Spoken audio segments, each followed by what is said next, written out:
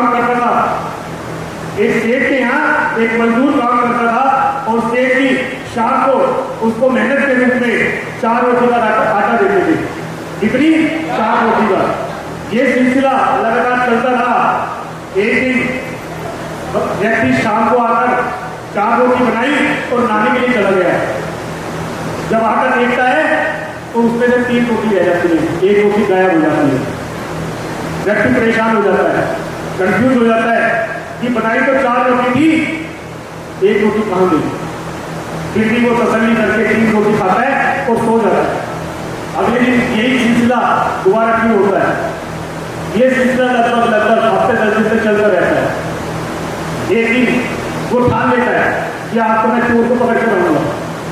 वो 4 रोटी बनाता है और बराबर वाले कमरे में जाकर खड़ा हो जाता है कि देखता हूँ आज कौन व्यक्ति आता है और मेरी 1 रोटी ले जाता है। इतने में क्या होता है, चूहा आता है और उसको 4 रोटी में 1 रोटी निकालकर जाने लगता है। वो व्यक्ति चूहे के सामने आता, कहता भाई वो मेरी मेहनत की कमाई है, मैं बड़ा परेशान हूँ, तू 1 रोटी क्यों ले जा रहा है? तो चूहा कहता भाई तुम्हारा मत खराब कर, तेरे हिस्से की 3 रोटियां हैं तो 3 रोटी खा और सो जा, ये मेरे हिस्से की 1 रोटी है। कहता नहीं, मैं बड़ा परेशान हूँ। चूहा कहता है अगर परेशान है तो महात्मा बुद्ध फलाने पर्वत पर बैठे हैं, उनके पास जा और अपनी प्रॉब्लम का सॉल्यूशन उनसे पूछ कर, वो तेरी हर समस्या का समाधान मुझे बताएंगे। कहता सच्ची? कहता बिल्कुल।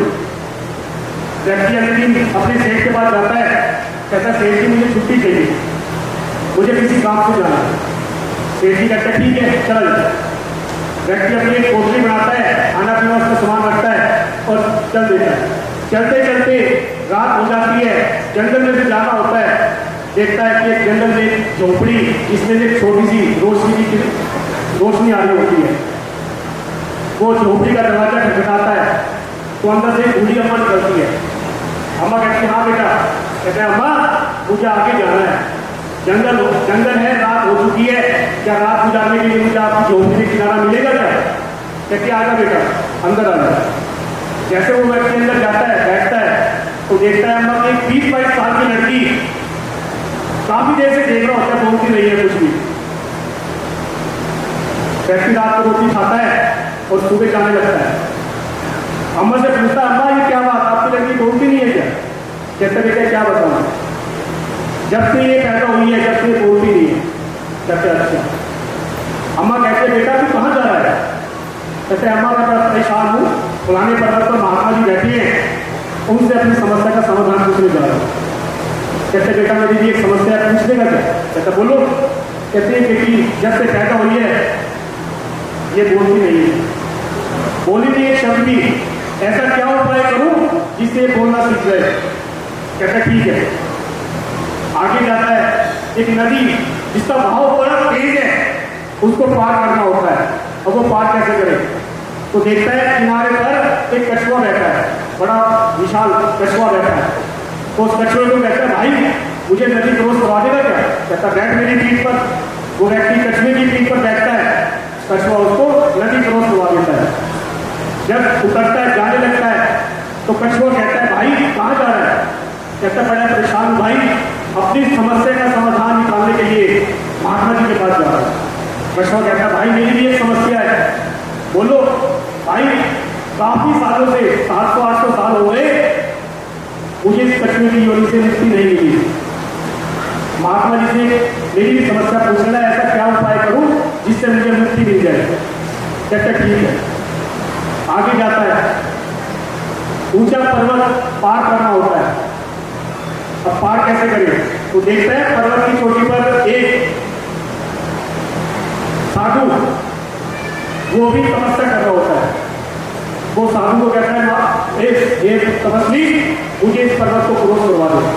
तो साधु कहता है ठीक है, ये जादू की छड़ी पकड़ ऊपर आ जाता है।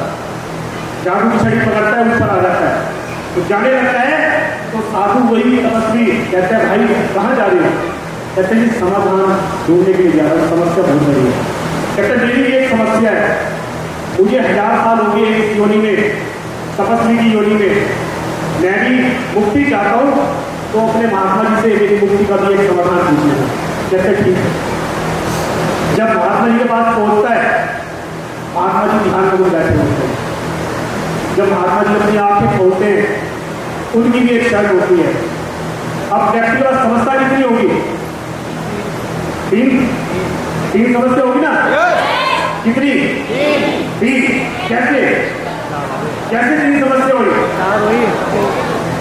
अपनी समस्या क्या भूलिए तो 4 समस्या हुई ना। अब महात्मा जी की कंडीशन है, एक व्यक्ति उन 3 समस्या का समाधान पूछ सकता है। कितनी? 3। अब किसकी समस्या को छोड़ेगा? अपनी छोड़ेगा या बूढ़ी अम्मा की छोड़ेगा या कछुए की छोड़ेगा या उस तपस्वी की छोड़ेगा? बताएं जरा। अपनी? क्यों अपनी की छोड़ेगा? आप छोड़ दोगे क्या? पहले तो अपनी समस्या का समाधान पूछोगे ना। कितने सहमत है इससे? बात सही कह रहा हूं ना मैं? तो फिर हाथ खड़े क्यों नहीं होगा? जबरदस्त। इन सबके लिए एक बार जोरदार ताली हो जाएंगे उसको। मगर वो व्यक्ति ऐसा नहीं करता। वो व्यक्ति ऐसा नहीं करता। कहता मुझे 3 रोटी तो मिल रही है ना, भगवान चाहता मुझे 3 रोटी मिले, मैं रात को भूखा तो नहीं सोता कम से कम। कोई बात नहीं, मेरी समस्या का समाधान नहीं भी होगा, मुझे कोई फर्क नहीं पड़ता। मगर वो जो 3 व्यक्ति हैं, उनकी समस्या का समाधान होना बहुत जरूरी है।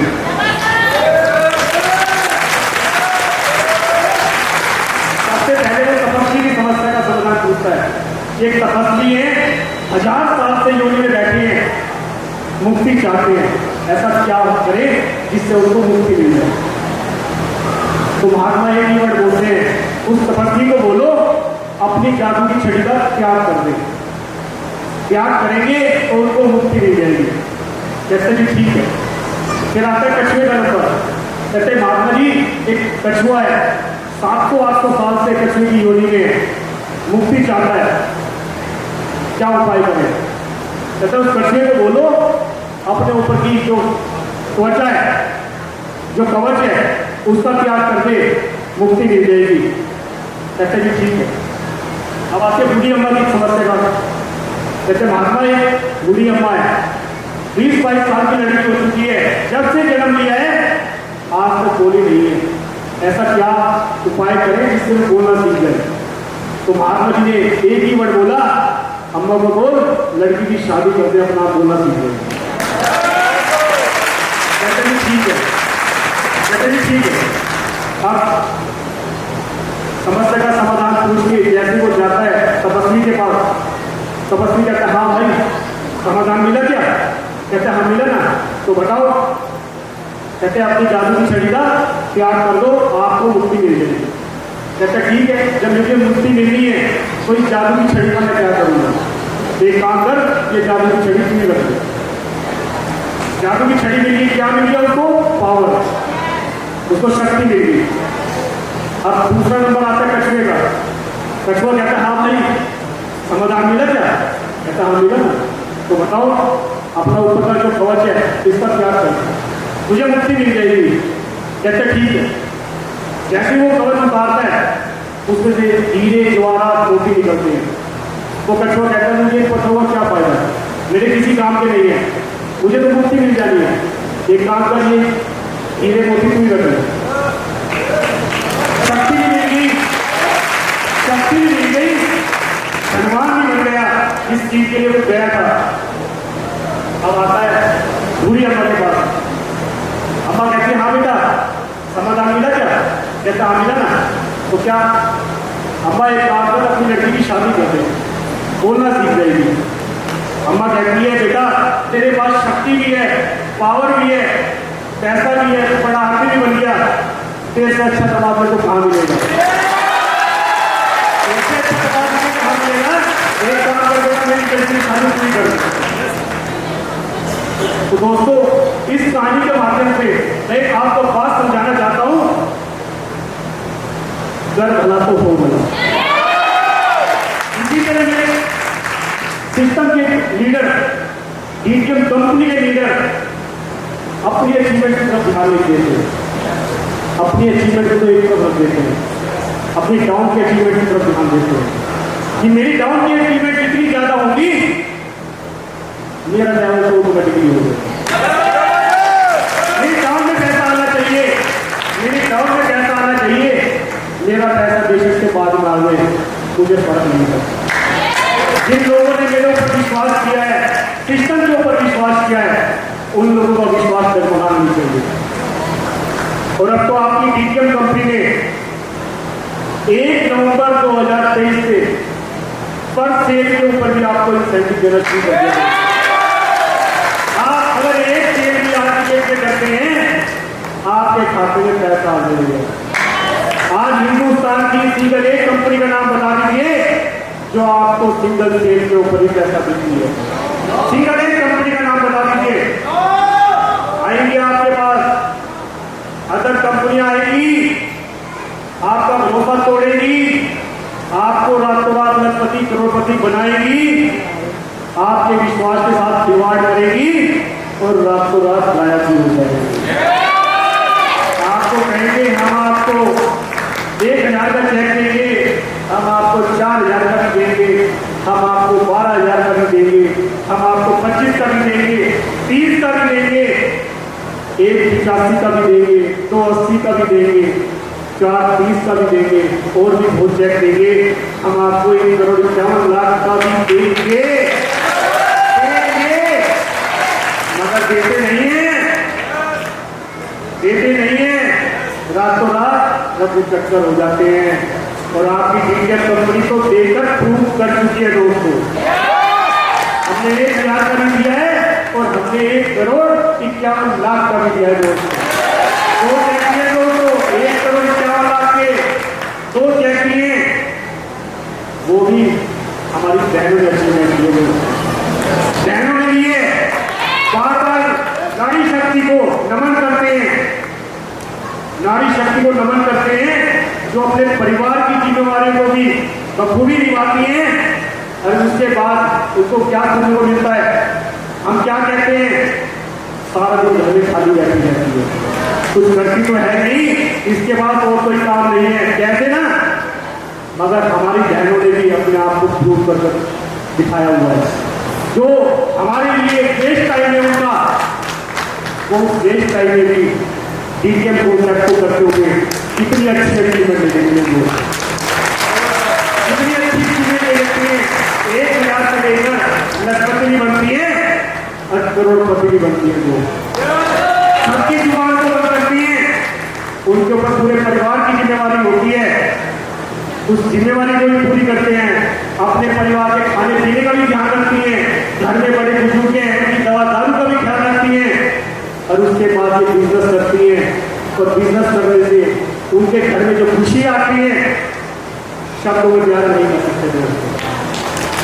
जब हमारी बहनें कर सकती हैं, आज आपके बीच में यूथ बैठा है, छोटी छोटी बच्चियां बैठी हैं, 20-20 साल की बच्चियां बैठी हैं, 19-19 साल की बच्चियां बैठी हैं जो सेल्फ मेड लखपति बन सकती हैं, तो आप और हम क्यों नहीं बन सकते? बन सकते हैं, बन सकते हैं, मगर हमारे पास बहानों की लिस्ट बहुत लंबी हो रही है। हम करना नहीं चाहते, हम दूसरों की अचीवमेंट देखकर चलते हैं, मगर हम फाइल नहीं उठाना चाहते हैं। मैं पढ़ा हूँ, मैं पढ़ा हूँ, मेरे अंदर ही वो पावर बहुत ज्यादा है। जब तक मैं तो हम में नहीं बदलूंगा, मैं सक्सेस नहीं हो पाऊंगा। मुझे हम बनना पड़ेगा। हमने मिलकर काम करेंगे तो आपको 101% आपको अचीवमेंट मिलेगी। आप अच्छी तरह अच्छी अचीवमेंट ले जाएंगे, मगर काम को करना पड़ेगा। मैं तो अपनी खूटी पर डालना